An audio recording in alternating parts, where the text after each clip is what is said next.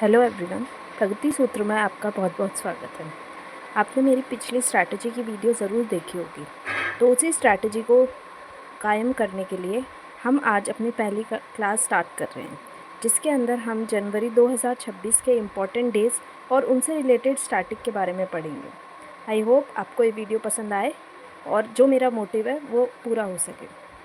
तो सबसे पहले आता है 4th जनवरी world Braille day. Braille day क्या होता है? जो विजुअली इम्पेयर्ड पर्सन होते हैं, मतलब जो अंधजन होते हैं, उनसे रिलेटेड पढ़ाई को ब्रेल लैंग्वेज बोलते हैं। ये जो ब्रेल सिस्टम है, ये लुइस ब्रेल नाम के एक साइंटिस्ट थे, उन्होंने डेवलप किया था 1824 में, ठीक है। और यूनाइटेड नेशन जनरल असेंबली जो है 2018 से इस डे को सेलिब्रेट कर रही है, जिससे कि हम इम्पेयर्ड लोग हैं उनकी पढ़ाई और इस सिस्टम को प्रमोट कर सके और इसके बारे में और खोज कर सकें, ठीक है। अगला इम्पॉर्टेंट डे आता है 6 जनवरी को, नेशनल सिद्धा डे। सिद्धा क्या है? ठीक है, आपने ये चलो ब्रेल डे तो बहुत जगह पढ़ा होगा, बट सिद्धा बहुत अनकॉमन सी चीज़ आ गई, लेकिन ये बहुत ही इम्पॉर्टेंट है क्योंकि आजकल जैसा पैटर्न है स्टेटमेंट वाइज क्वेश्चंस आते हैं, उसके अंदर ऐसे ही क्वेश्चंस आते हैं, ठीक है।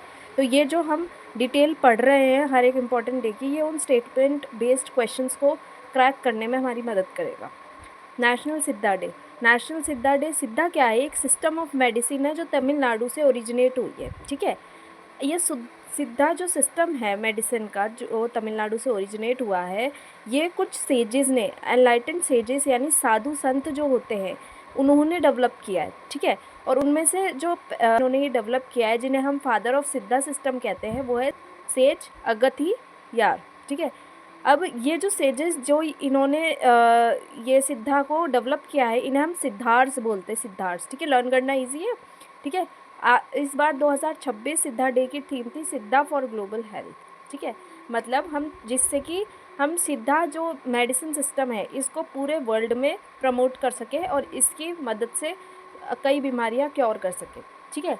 तो हम कैसे याद कर सकते हैं? 6 सिद्धा, ठीक है। सीधा 6 है, उल्टा 9 होता है, तो 6 सीधा 6 जनवरी को सीधा डे आता है, ठीक है।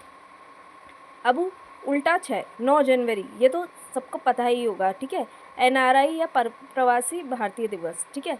ये क्या मार्क करता है? ये महात्मा गांधी जी की रिटर्न को मार्क करता है, जब वो साउथ अफ्रीका से अपनी पढ़ाई पूरी करके इंडिया आए थे 9 जनवरी 1915 में, ठीक है। ये फर्स्ट सेलिब्रेट हुआ था 2003 में by ministry of external affairs, okay. तो अगला दिन आता है 10 जनवरी को, वर्ल्ड हिंदी डे। ये हमारी गवर्नमेंट ऑफ इंडिया 2006 से मना रही है। और ये क्यों मनाया जा रहा है? क्योंकि इस दिन पहली वर्ल्ड हिंदी कॉन्फ्रेंस हुई थी 10 जनवरी 1975 को नागपुर के अंदर, और ये इनॉग्रेट करी थी हमारी former prime minister Indira Gandhi ji ने, ठीक है। ये तो हो गया वर्ल्ड हिंदी डे कि पूरी दुनिया में हिंदी को सेलिब्रेट किया जा रहा है इस कॉन्फ्रेंस की वजह से। वहीं हिंदी दिवस भी आता है, नेशनल हिंदी दिवस जिसे हम बोलते हैं, जो 14 सितंबर को आता है। ये कमेमोरेट करता है, यानी ये इसलिए मनाया जाता है क्योंकि इस दिन हमने हिंदी को एक ऑफिशियल लैंग्वेज की तरह इंडिया में अडॉप्ट किया था, ठीक है। इससे रिलेटेड हम कॉन्स्टिट्यूशन में 3 आर्टिकल्स पढ़ते हैं।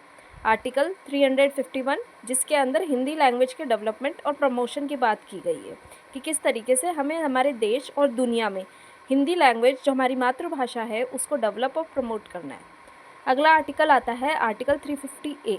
ये फैसिलिटेट करता है कि हम हमारी मदर टंग में प्राइमरी स्टेज ऑफ एजुकेशन के अंदर अपनी मदर टंग को फैसिलिटेट करें, यानी कि इम्पोर्टेंस दें। मतलब जो छोटे बच्चे होते हैं, जब वो पढ़ रहे होते हैं जैसे 10th क्लास तक, तो उनको उनकी मदर टंग भी सिखाई जाए। जैसे कि अगर आप महाराष्ट्र से हैं तो आपके करिकुलम के अंदर मराठी होना भी ज़रूरी है, जैसे होता है गुजरात के अंदर गुजराती होना भी ज़रूरी होता है, ठीक है। इस तरीके से आर्टिकल 350B, ये लिंग्विस्टिक माइनॉरिटीज़ के लिए स्पेशल ऑफिसर ग्रांट करता है कि मतलब बहुत सारी ऐसी माइनॉरिटीज़ है जो कुछ अलग तरह की लैंग्वेज बोलती है, तो उसके लिए स्पेशल ऑफिसर ग्रांट करता है, जिससे कि वो उन माइनॉरिटीज़ को बाकी देश से कनेक्ट कर सके, ठीक है। यहाँ पर इम्पॉर्टेंट रिलेटेड आर्टिकल 351 था हिंदी लैंग्वेज से। अब ये 2 आर्टिकल अपन ने इसलिए पढ़े क्योंकि ये भी कहीं ना कहीं लैंग्वेज से रिलेटेड है, ठीक है। तो इनके आने के चांसेस भी यहाँ पे बढ़ जाते हैं। इस तरीके से ही हम स्टैटिक और करंट को जोड़ते हुए चलने वाले हैं, ठीक है। अगला आता है नेशनल यूथ डे, जो 12 जनवरी को आता है। ये तो हमें पता ही है, birth anniversary of Swami Vivekananda ji. ठीक है, ये गवर्नमेंट ऑफ इंडिया 1984 से सेलिब्रेट कर रही है और सबसे पहले 1985 में नेशनल यूथ डे मनाया गया था। ठीक है, अगला आता है 14 जनवरी। ये है डिफेंस फोर्सेस वेटरन्स डे। सबसे पहली बार इसे 2017 में मनाया गया था। डिफेंस फोर्सेस वेटरन्स डे का मतलब क्या है? वेटरन का क्या मतलब होता है? वेटरन का मतलब होता है जो रह चुके हैं डिफेंस फोर्स में, जो जा चुके हैं। तो यहाँ पर जो फील्ड मार्शल KM करियप्पा, उनकी रिटायरमेंट के दिन ये डे सेलिब्रेट किया जाता है। ठीक है, और इन्होंने commander in chief of Indian army के तौर पे रिटायरमेंट लिया था। ठीक है, ये जो थे ये पहले इंडियन कमांडर इन चीफ थे इंडियन आर्मी में, इससे पहले ब्रिटिशर्स रहे हैं। ठीक है, इसके बारे में हम आगे पढ़ेंगे क्योंकि आगे बहुत इंपॉर्टेंट चीज़ आने वाली है। चलिए आगे बढ़ते हैं। 15 जनवरी को आता है इंडियन आर्मी डे। इसके अंदर डिफेंस फोर्सेस वेटरन्स डे को KM करियप्पा का रिटायरमेंट हुआ था और इंडियन आर्मी डे को KM करियप्पा पहले कमांडर इन चीफ बने थे इंडियन आर्मी के। ठीक है, ये 78 इंडियन आर्मी डे रहा है हमारा। जो last British commander in chief रहे वो थे जनरल सर फ्रांसिस बचर। ठीक है, और present chief of army staff कौन है? Upendra Dwivedi. Present vice chief कौन है? लेफ्टिनेंट जनरल धीरज सेठ। Chief of defence staff general NS Raja Subramani. Deputy chief of army staff lieutenant general Rahul R Singh. ठीक है, समझ में आ गया? ये तो हो गए जो अभी जो पास्ट में रहे हैं और जो अभी प्रेजेंट के हमारे आर्मी स्टाफ्स हैं। अब हमने ये भी आपको ये भी पता होगा कि इंडियन आर्मी के कमांड्स भी अलग अलग, northern command, western command, eastern command, southern command, central command, south western command और आर्मी ट्रेनिंग कमांड। ठीक है, नदर्न कमांड और इन कमांड्स के जो हेड होते हैं उन्हें हम बोलते हैं general officer commanding in chief. क्या बोलते हैं? General officer commanding in chief. ठीक है, तो नदर्न कमांड के कौन रहे अभी general officer commanding in chief है? वो है लेफ्टिनेंट जनरल प्रतीक शर्मा। ठीक है, ये उधमपुर में इसका हेडक्वार्टर है नदर्न कमांड का। वेस्टर्न कमांड का हेडक्वार्टर पड़ता है चांदी मंदिर में। ठीक है, और इसके जो GOC हैं वो है लेफ्टिनेंट जनरल पुष्पेंद्र पाल सिंह। ठीक है, नेक्स्ट है ईस्टर्न कमांड, जिसका हेडक्वार्टर कोलकाता में पड़ता है और इसके GOC है lieutenant general VMB Krishna. Southern command का हेडक्वार्टर है पुणे में और इनके यहाँ के GOC है lieutenant general Sandeep Jain. Central command के जो हेडक्वार्टर है वो है लखनऊ में और इनके जो GOC है वो है lieutenant general Amindya Sen Gupta. South western command के जो हेडक्वार्टर है वो है जयपुर में और यहाँ के GOC है लेफ्टिनेंट जनरल मनजिंदर सिंह।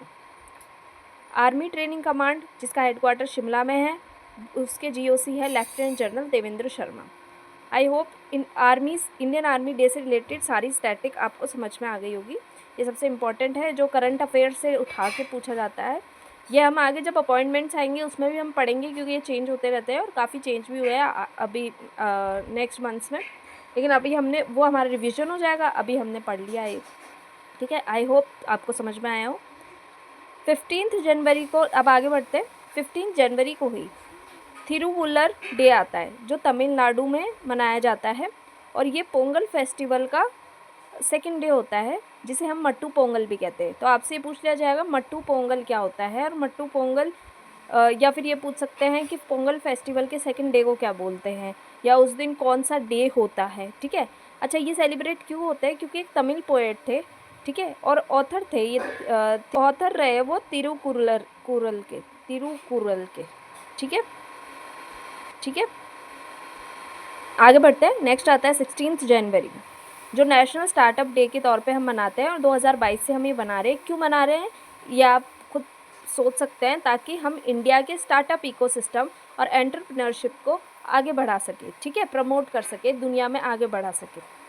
अगला आता है 16 जनवरी को ही national defence academy's rising day. ठीक है, ये नेशनल डिफेंस अकेडमी क्या होती है? जहाँ पर हमारी जो ट्राई सर्विस है उनको ट्रेनिंग दी जाती है, उनके ऑफिसर्स को। ठीक है, ये क्यों मनाया जा रहा है? 1954 से मनाया जा रहा है और इसलिए मनाया जा रहा है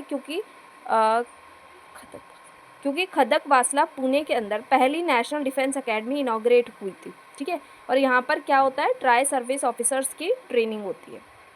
ओके। 16 जनवरी को ही एक और इम्पॉर्टेंट डे आता है, Lokpal of India foundation day. ठीक है। लोकपाल क्या होते हैं, है ना, लोकपाल या लोकायुक्त क्या होता है, ये लोकपाल वो होते हैं जो बड़ी बड़ी अथॉरिटीज़ के अगेंस्ट जो करप्शन केसेस होते हैं उनके साथ डील करते हैं, जैसे पीएम, यूनियन मिनिस्टर, एमपी और सेंट्रल गवर्नमेंट ऑफिशियल्स के। ठीक है। लोकपाल ऑफ इंडिया जो है ये किस एक्ट के थ्रू आया, लोकपाल एंड लोकायुक्त एक्ट 2013, जो फोर्स में आया 16 जनवरी 2014 को। ये एक इंडिया की अपेक्स एंटी करप्शन बॉडी है। अपेक्स एंटी करप्शन बॉडी मतलब एक ऐसी बॉडी जो एंटी करप्शन के लिए काम करती है। ठीक है। ये आर्टिकल 245 के अंडर क्रिएट हुई है, जिसके अंदर ये लिखा गया है कि पार्लियामेंट की उन पावर्स के बारे में बात की गई है जो लॉज बना सकती है। तो पार्लियामेंट के पास जब इस आर्टिकल के अकॉर्डिंग ये पावर थी लॉ बनाने की, तब उन्होंने ये Lokpal and Lokayukta act 2013 release करके लोकपाल ऑफ इंडिया एक लॉ बनाया। ठीक है। पहले लोकायुक्त देखा गया महाराष्ट्र में 1971 में, और अभी हमारे इंडिया के लोकपाल है जस्टिस अजय मानिकराव खानविलकर। ठीक है। आई होप यहाँ तक आप सबको समझ में आया हो।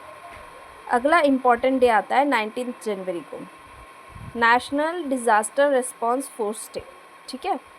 ये डिज़ास्टर मैनेजमेंट एक्ट 2005 के अंडर बनाया गया था। ठीक है। और इसको फोर्स में लगाया गया था 19 जनवरी 2006 में, है ना, इसलिए इसको हम नेशनल डिज़ास्टर रिस्पांस फोर्स के तौर पे बनाते हैं। डिज़ास्टर मैनेजमेंट एक्ट में क्या था कि 3 अथॉरिटीज़ बनेगी, एनडीएमए, एसडीएमए और डीडीएमए। एनडीएमए क्या था, नेशनल डिज़ास्टर मैनेजमेंट अथॉरिटी। ठीक है।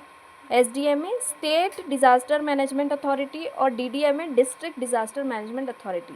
तो 3 अलग अलग लेवल्स पे बनाया गया, जिससे कि जहाँ पे भी अगर कोई डिज़ास्टर होता है तो ऐसा ना हो कि अगर किसी स्टेट में डिज़ास्टर हो रहा है तो पहले हम जाके सेंटर में कांटेक्ट करेंगे तब हमारे पास में रिलीफ आएगा या रिस्पॉन्स आएगा। ठीक है। या डिस्ट्रिक्ट में कोई डिज़ास्टर हुआ है तो वो पहले स्टेट में जाके कांटेक्ट करें तब जाके इमीडिएट रिस्पॉन्स के लिए, इमीडिएट एक्शन के लिए ये 3 अलग अलग अथॉरिटी अलग अलग लेवल पे बनाई गई। ठीक है।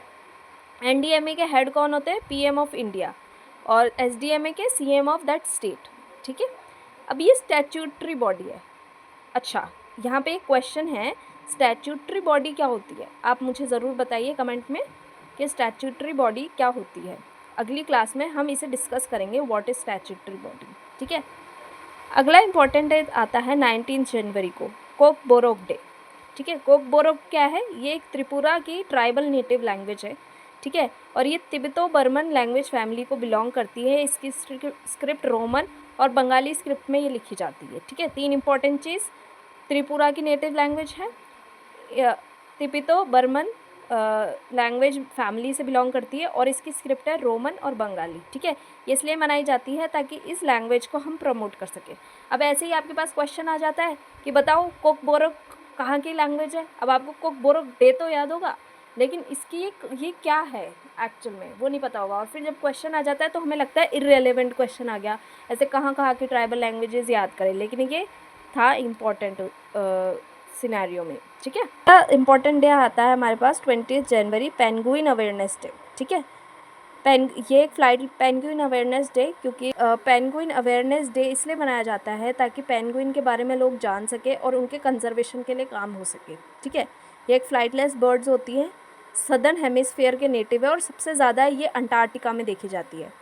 अगर हम इंडिया की बात करें ये सिर्फ जूस और एक्वेरियम में देखी जाती है, और लास्ट ये देखी गई है वीर माता जीजाबाई भोसले उद्यान है जो मुंबई में पड़ता है, वहाँ पे ये देखी गई है। और इसकी कौन सी स्पीशीज़ देखी गई है वहाँ पे, हम्बोल्ट पेंगुइन्स। ठीक है। हम्बोल्ट पेंगुइन्स ये IUCN कैटेगरी के अकॉर्डिंग वनरेबल कैटेगरी में आती है। ठीक है। और वैसे overall penguin least concern category में आती है। अब आप ये बताइए कि ये IUCN क्या होता है, इसकी फुल फॉर्म, और ये कब डेवलप हुई थी, और ये कौन सी लिस्ट है जिसके अंदर ये कैटेगरीज दी जाती है। ठीक है। आप कमेंट सेक्शन में बताइए। नेक्स्ट इंपॉर्टेंट डे आता है 20 जनवरी को, क्या आता है, Netaji Subhash Chandra Bose Jayanti, celebrated as birth of Netaji Subhash Chandra Bose as per 23 जनवरी 1987। ठीक है। इसे हम पराक्रम दिवस भी बोलते हैं। 2021 से इसे मनाया जा रहा है। अब हम थोड़ा स्टार्टिंग पढ़ लेते हैं नेताजी सुभाष चंद्र बोस जी के बारे में। सबसे पहले तो इनको नाम दिया गया था नेताजी। ठीक है। इनको ये नाम दिया गया था। ये इंडियन नेशनल आर्मी के फाउंडर रहे हैं 1943 में सिंगापुर में, ठीक है। और इनका फेमस स्लोगन रहा है give me blood and I will give you freedom. इसके अलावा और भी रहे हैं, जैसे जय हिंद, तुम मुझे खून दो मैं तुम्हें आज़ादी दूंगा, इत्तेहाद, इत्तेमाद और कुर्बानी। ये 4 बहुत इंपॉर्टेंट स्लोगन्स हैं, इन्हें ज़रूर पढ़ लीजिएगा। उसके अलावा ये कांग्रेस, इंडियन नेशनल कांग्रेस के प्रेसिडेंट रहे हैं 2 सेशंस में, 1938 और 39। 1938 में हरिपुरा सेशन और 1939 में त्रिपुरी सेशन में, ठीक है। इसके अलावा इन्होंने आज़ाद हिंद गवर्नमेंट भी फॉर्म की थी, जिसे अर्जी हुकूमत ए आज़ाद हिंद कहा गया। ये सिंगापुर में ही इसका हेडक्वार्टर था। ये इसलिए किया था ताकि एक ऑर्गेनाइजेशन क्रिएट हो सके जो हिंदुस्तान को आज़ाद करने के लिए काम करे। इनकी डेथ हो गई थी 18 अगस्त 1945 को। आई होप आपको ये समझ में आया। नेक्स्ट आता है 24 जनवरी। ये है इंटरनेशनल डे ऑफ एजुकेशन। ये यूनाइटेड नेशन जनरल असेंबली मना रही है सिंस 2018 से, ठीक है। और ये किस लिए मनाया जा रहा है, ताकि हम एजुकेशन को प्रमोट कर सकें और उसके लिए अवेयरनेस फैला सकें। और इसके अलावा ये SDG 4 यानी सस्टेनेबल डेवलपमेंट गोल 4 के लिए काम करता है, जिसमें लिखा है ensure inclusive and equitable quality education. अब आप लोग मुझे बताइए SDG क्या है, ठीक है, सस्टेनेबल डेवलपमेंट गोल क्या है और कैसे इसका ओरिजिन हुआ है, ठीक है। ये आप कमेंट सेक्शन में ज़रूर बताइए। अगला इम्पॉर्टेंट डे आता है 24 जनवरी को ही, नेशनल गर्ल चाइल्ड डे। ये गवर्नमेंट ऑफ इंडिया 2008 से मना रही है। और ये जो बेटी बचाओ बेटी पढ़ाओ इनिशिएटिव है जो 2015 में रिलीज़ हुआ था, उसे एनकरेज करती है, ठीक है। अब ये बेटी बचाओ बेटी पढ़ाओ इनिशिएटिव रिलीज़ किसने किया था और कहाँ से शुरू हुआ था, ये आपको बताना है, ठीक है, कमेंट सेक्शन में। इसकी थीम इस साल की रही है the power of youth is को क्रिएटिंग एजुकेशन, ठीक है। मतलब इस थीम का क्या मतलब है कि जो आज की यूथ है उसकी पावर से हम एजुकेशन को क्रिएट कर रहे हैं, है ना, और लड़का और लड़की दोनों साथ में मिलके आगे बढ़ रहे हैं, ठीक है। जनवरी 25 जनवरी को हम नेशनल वोटर्स डे मनाते हैं, जो मार्क करता है foundation of election commission of India, जो 1950 में हुआ, ठीक है। और इसको हमने मनाना स्टार्ट किया 2011 से। तो इलेक्शन कमीशन ऑफ इंडिया से रिलेटेड हम कुछ आर्टिकल्स पढ़ लेते हैं। आर्टिकल 324 जो बात करता है establishment of election commission of India, इसमें अपॉइंटमेंट और सर्विसेज सब कुछ आ जाता है इलेक्शन कमीशन ऑफ इंडिया का, ठीक है। पार्ट 15 में ये है आर्टिकल 325, इसमें लिखा है इलेक्टोरल ग्राउंड पे कोई डिस्क्रिमिनेशन नहीं होना चाहिए, किसी रेस के बेसिस पे, किसी कास्ट के बेसिस पे सबको इक्वल राइट होना चाहिए वोट करने का। Article 326 election to Lok Sabha and state legislative assembly की, लोकसभा और स्टेट लेजिस्लेटिव की असेंबली के जो इलेक्शंस होते हैं उनके बारे में बात की गई है इस आर्टिकल में। और ये जो इलेक्शंस होंगे ये होंगे यूनिवर्सल अडल्ट फ्रेंचाइजी के बेसिस पे, मतलब कि 18 साल से ऊपर जो भी लोग हैं सबको इक्वल राइट होगा वोट करने का। 27 ये पावर ऑफ पार्लियामेंट के बारे में बात करता है, ताकि वो इलेक्शन से रिलेटेड जो भी रेगुलेशंस है, जो भी प्रोविजंस है उसको बना सके, ठीक है। आर्टिकल 328 बात करता है कि स्टेट लेजिस्लेचर स्टेट इलेक्शन से रिलेटेड जो भी प्रोविजंस होंगे उनके लिए लॉ बना सकता है, अगर पार्लियामेंट ऐसा नहीं कर पा रही है किसी वजह से तो। Article 329 bar to influence by courts in electoral matter, मतलब जो इलेक्शंस के मैटर्स है उसमें कोर्ट की कोई दखल अंदाजी नहीं होगी, ये आर्टिकल 329 बात करता है। और अगर हम इलेक्शन कमीशन ऑफ इंडिया के बारे में देखें तो ये एक सिंगल मेंबर बॉडी रही है ओरिजिनली 1990 से 93 तक। उसके बाद chief election commissioner and other election commissioner condition of service act 1991 आया, जब से ये एक मल्टी मेंबर कमेटी बन गई जिसमें एक चीफ इलेक्शन कमिश्नर और 2 इलेक्शन कमिश्नर रहे। तो प्रेजेंट चीफ इलेक्शन कमिश्नर कौन है, श्री ज्ञानेश कुमार जो 2026 से सर्व कर रहे हैं, और 2 इलेक्शन कमिश्नर है सुखबीर सिंधु 2024 से सर्व कर रहे हैं, और विवेक जोशी जो 2025 से सर्व कर रहे हैं। इंपॉर्टेंट डे आता है 25 जनवरी को, नेशनल टूरिज्म डे, जो इंडिया में टूरिज्म को प्रमोट करने के लिए और उसके लिए अवेयरनेस बढ़ाने के लिए मनाया जाता है। ट्रैवल एंड टूरिज्म इंडेक्स 2024 की हम बात करें तो इंडिया की रैंक 39 रही थी और टॉप में US रही थी, ठीक है। तो अब आप मुझे बताएंगे ट्रैवल एंड टूरिज्म इंडेक्स क्या होता है, कौन रिलीज़ करता है, ठीक है।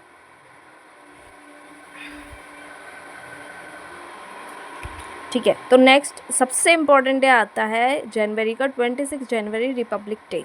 इसका एक पूरा जो 26 जनवरी रिपब्लिक डे, ये बहुत बड़ा हो जाएगा, मतलब इस वीडियो के लिए बहुत ज़्यादा इसमें डिटेल्स है, बहुत सारे परेड्स अवार्ड्स वगैरह है। इसके लिए मैं एक अलग से शॉर्ट अपलोड कर दूँगी, आप वो ज़रूर देख लीजिएगा, ठीक है। तब तक के लिए हम आगे के डेज़ पे ध्यान देते हैं थोड़ा। 26 जनवरी इंटरनेशनल कस्टम्स डे, ठीक है।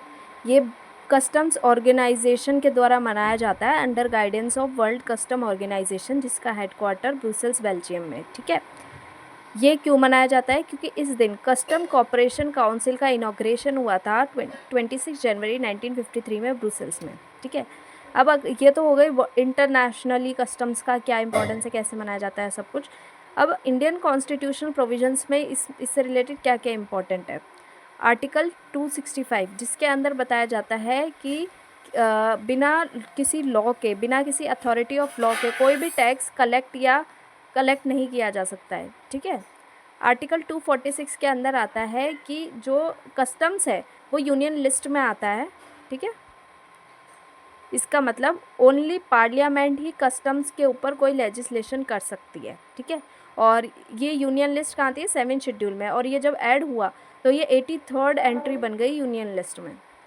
आर्टिकल 286 ये रेस्ट्रिक्शंस लगाता है टैक्सेशन पे जो इंटरस्टेट या इंटरनेशनल ट्रेड से रिलेटेड होती है, जिससे कि इंडिया के बॉर्डर के अंदर या इंडिया के बॉर्डर के अक्रॉस ट्रेड रेगुलेट हो सके, ठीक है। कस्टम्स एक्ट 1962 ये डील करता है with custom duty in India, ठीक है। कस्टम्स आपको पता ही है, ऐसे CGL की प्रिपरेशन कर रहे हैं तो कस्टम्स में जिसको भी जाना है सबको पता होना चाहिए, ठीक है। तो इसमें मेरा क्वेश्चन अराइज होता है कि इस साल कस्टम्स डे की थीम क्या रही है 2026 में, ज़रूर बताइएगा कमेंट सेक्शन में। 26 जनवरी international day of clean energy, ये यूनाइटेड नेशन जनरल असेंबली बना रही है 2023 से। और ये क्यों मनाया जा रहा है? क्योंकि इस दिन international renewable energy agency IREA Abu Dhabi में इनॉग्रेट हुई थी, ठीक है। ये क्या है इंटरनेशनल रिन्यूएबल एनर्जी एजेंसी? ये क्या करती है कि किस तरीके से हम क्लीन एनर्जी या रिन्यूएबल एनर्जी को काम में ले सकते हैं, और इसके बारे में रेगुलेशंस, लॉज और रेगुलेशंस बनाती है। और ये फोकस करता है UN के सस्टेनेबल डेवलपमेंट गोल 7 पे। सॉरी, एजुकेशन वाला पढ़ा था हमने। एजुकेशन वाला कौन सा था? सस्टेनेबल डेवलपमेंट गोल 4, ठीक है।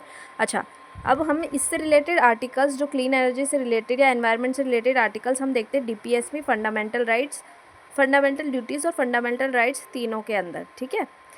DPSV में आर्टिकल 48A एनवायरनमेंट के कंजर्वेशन और प्रमोशन के बारे में बात करता है, और फंडामेंटल ड्यूटीज़ में आर्टिकल 51A ये बात करता है हम किस तरीके से इंश्योर कर सकते हैं, सेफगार्ड कर सकते हैं हमारे एनवायरनमेंट को, ठीक है।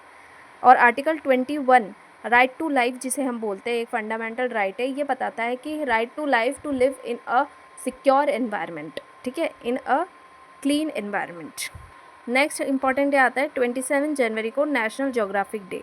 ये मार्क करता है foundation of National Geographic Society on 27 जनवरी 1888 जो वॉशिंगटन DC में फाउंड हुई थी। ये किस लिए काम करती है नेशनल ज्योग्राफिक सोसाइटी? एजुकेशन के लिए, एक्सप्लोरेशन के लिए और फोटोग्राफी के लिए, कि किस तरीके से हम ज्योग्राफी के बारे में एजुकेट कर सकें और एक्सप्लोर कर सकें और फोटोग्राफ्स लेके उसको और एक्सप्लेन कर सकें, ठीक है। ये DPSP के 2 आर्टिकल है, आर्टिकल 51AH और 51AG जो यहाँ पे भी बात हुई है, इन दोनों के अंदर इससे रिलेटेड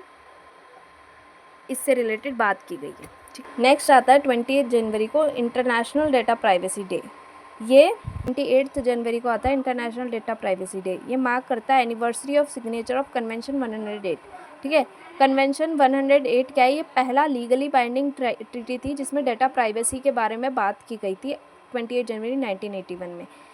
और ये किस लिए? ताकि डेटा ब्रीचिंग ना हो सके, लोग जो इंटरनेट यूज़ कर रहे हैं या ऑनलाइन आज के ज़माने में जो भी डेटा अपलोड कर रहे हैं वो प्राइवेट रह सके, वो लीक होके उसका मिसयूज़ ना हो सके, ठीक है। इसकी थीम रही है privacy by building digital trust. 29 जनवरी को आता है इंडियन न्यूज़पेपर डे। पहला न्यूज़पेपर इंडिया में कौन सा रहा है? 21 बंगाल गैजेट जो 1780 में रिलीज़ हुआ था कलकत्ता में, और ये किसने रिलीज़ किया था? बाय जेम्स ऑगस्टस हिकी, ठीक है। ये 4th पिलर है हमारी डेमोक्रेसी का, और इसके बारे में बात की गई है आर्टिकल 19(1)A में, जिसमें freedom of speech and expression के अंदर फ्रीडम ऑफ प्रेस की बात की गई है। और आर्टिकल 19(2) में, जिसके अंदर रीजनेबल रिस्ट्रिक्शन लगाए हैं कि हम न्यूज़पेपर में अगर हमें फ्रीडम ऑफ प्रेस है तो हम कुछ भी नहीं छाप सकते, उस पर कुछ रेस्ट्रिक्शंस भी होने चाहिए, वरना बहुत सारा केओस हो सकता है। ठीक है, नेक्स्ट आता है 30 जनवरी नेशनल लेप्रोसी डे। अभी लेप्रोसी क्या है? लेप्रोसी एक बीमारी है जिसे हम हैंसेन्स डिजीज़ भी कहते हैं। ये एक इन्फेक्शियस डिजीज़ है जो मायोबैक्टीरियम लेप्रे नाम का एक बैक्टीरिया है, उसके थ्रू होती है। ठीक है, ये मेनली अफेक्ट करती है स्किन, पेरिफेरल नर्व्स, आइज और अपर रेस्पिरेटरी ट्रैक्ट। अच्छा, इसको डिस्कवर किसने किया था, इस बैक्टीरिया को? डॉक्टर गेरहर्ड आर्मर हैंसेन 1873 में इन्होंने डिस्कवर किया था। और इसको हम, ये क्योर हो सकती है by multi drug therapy, MDT। ठीक है, अच्छा, ये डे इसलिए मनाया जाता है ताकि लेप्रोसी के बारे में अवेयरनेस फैल सके और लोग इससे बच सके, इस बैक्टीरिया से। ठीक है, 30 जनवरी को एक और बहुत इंपॉर्टेंट डे आता है, मार्टियर्स डे या शहीद दिवस। ये क्यों मनाया जाता है? महात्मा गांधी जी का असैसिनेशन हुआ था 30 जनवरी 1948 को। अब ये आप मुझे बताएं कमेंट सेक्शन में, ये किसने किया था? ठीक है, इसके लिए हम हर साल 11 AM पे 2 मिनट का साइलेंस ऑब्जर्व करते हैं। और जो रेथ लेइंग सेरेमनी है, रेथ लेइंग सेरेमनी का मतलब श्रद्धांजलि देके पुष्प अर्पण जो किया जाता है महात्मा गांधी जी को, वो राजघाट न्यू दिल्ली में किया जाता है। महात्मा गांधी जी के जो इम्पोर्टेंट हमने मूवमेंट्स देखे हैं वो है Champaran Satyagraha 1917, Kheda Satyagraha 1918, non corporation movement 1920 to 22, civil disobedience movement 1930 जिसे हम डांडी मार्च भी कहते हैं, और क्विट इंडिया मूवमेंट 1942 जिसके अंदर उन्होंने स्लोगन दिया था डू और डाई। तो आज के लिए इतना ही। आई होप आपको ये वीडियो अच्छी लगी हो, और मैंने पूरी कोशिश करी कि मैं जो भी जनवरी में इम्पोर्टेंट डेज थे वो और उनसे रिलेटेड स्टैटिक आपको बता सकूँ, वो मैंने बताया, जो एग्ज़ाम में आना बहुत इम्पॉर्टेंट है और यहाँ से कहीं ना कहीं क्वेश्चन ज़रूर बनेगा। इसके अलावा जो मैंने आपसे क्वेश्चंस पूछे, प्लीज़ उनका आंसर कमेंट सेक्शन में दीजिए। और अगर आपको कोई भी अदर इम्पॉर्टेंट डे या इन डे से रिलेटेड कोई और स्टैटिक आपको अगर पता हो तो प्लीज़ कमेंट सेक्शन में हमको भी ज़रूर बताइएगा। तब तक के लिए please share the video, subscribe the channel, और जो भी रह गया है, जो भी टॉपिक्स मैंने कहे हैं वो शॉर्ट्स के रूप में चैनल पर जल्द ही अपलोड हो जाएंगे। तब तक के लिए please study hard and don't forget to subscribe the channel and share this video as much as possible. Thank you.